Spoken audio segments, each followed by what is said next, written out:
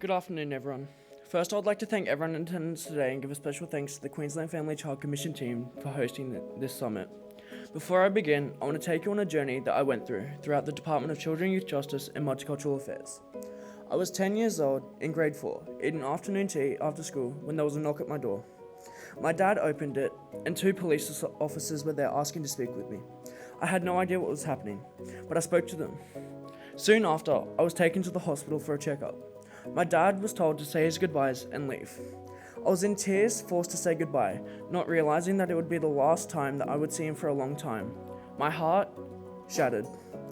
The next day, I was in Dalby, completely alone, without support or knowledge of what was happening to me. I was moved from placement to placement with no say in the matter, and here I am today fighting for what I know is right, so that other children and teenagers in the system don't have to go through what I did.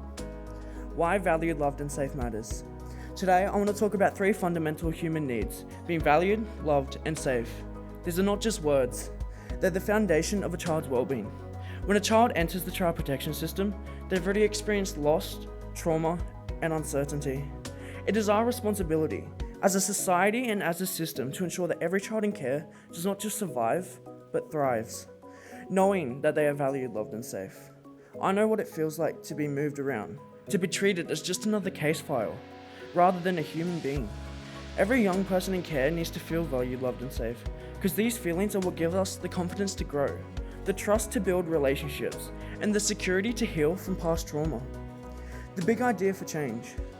One thing I wish had been different in the system is the way that decisions were made about my life, without me. Children in care need to be included in decisions that affect them. Too often, placement and changes happen without any real discussion with the child. I wish I'd been given more of a voice, more control over my own life. One of the biggest flaws in the child protection system is that decisions are often made based on convenience rather than stability.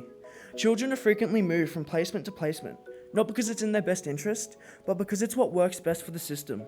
This constant upheaval makes it nearly impossible for children to form lasting relationships, feel a sense of belonging, or build trust with adults responsible for their care. I know this firsthand. At just 10 years old, I was left feeling powerless and disconnected, with no understanding of what was happening. I was moved from place to place without any choice or say in the matter. Each move reinforced the idea that I didn't belong anywhere. If stability had been prioritized over convenience, I might have had the chance to build meaningful relationships and heal from past trauma that I had already experienced. Instead, I had to fight to be heard.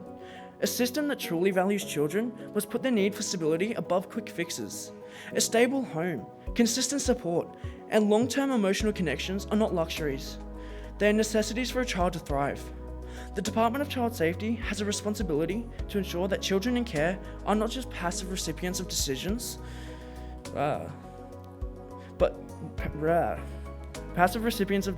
active participants in shaping their own futures.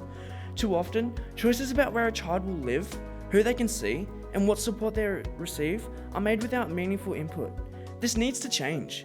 The department can advocate for policies that mandate child-inclusive decision-making, ensuring that every young person in care has a voice that is not just heard, but is respected.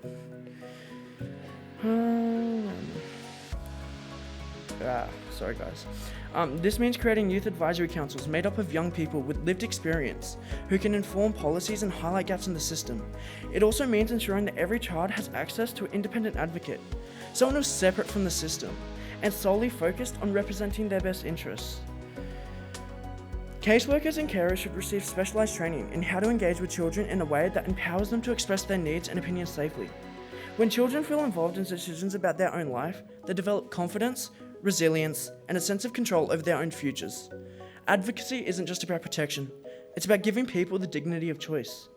Some key changes that could help include better training for caseworkers and carers to ensure that they truly listen and respect a children's voice.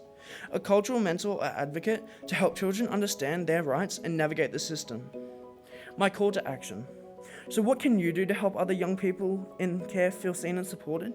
You can advocate for policies that give children a greater voice in their own futures. You can support and uplift foster carers and kinship carers so they can provide stable, loving homes. You can push for mental health services and trauma-informed care to be an essential part of the child protection system. And simply, just listen. When a young person in care shares their experiences, make sure you hear them. Make sure you believe them, and make sure you stand with them. A child who feels valued grows in confidence. A child who feels loved learns to trust. And a child who feels safe can finally begin to heal. The child safety system exists to protect, but protection alone is not enough. If we truly want to change lives, we must commit to a system that not only shelters children, but uplifts them, showing them that they are valued, surrounding them with love, and ensuring that they are safe in every sense of the word. It's time for a child protection system that does more than just protect. It must nurture, it must uplift, and it must empower every child to know that they are valued, loved, and safe. Thank you.